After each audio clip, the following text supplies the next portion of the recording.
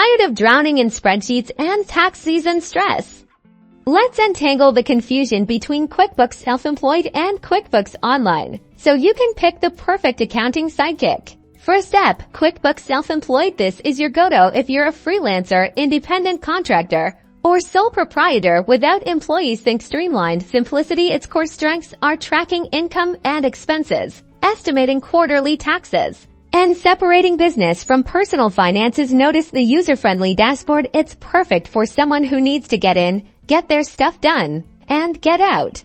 A key feature is automatic mileage tracking. Just turn it on in the app, and it automatically logs your business trips, calculating deductible mileage for tax time. Also, its Schedule C report generates the form you'll need for your taxes.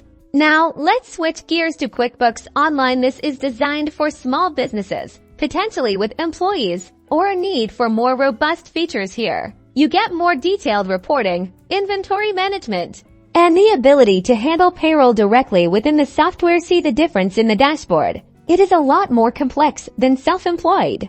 Here's a quick feature comparison. Both offer invoicing and expense tracking, but QuickBooks Online steps it up with payroll capabilities, inventory tracking, project management, and deeper reporting, making it the champion for businesses needing more than basic accounting.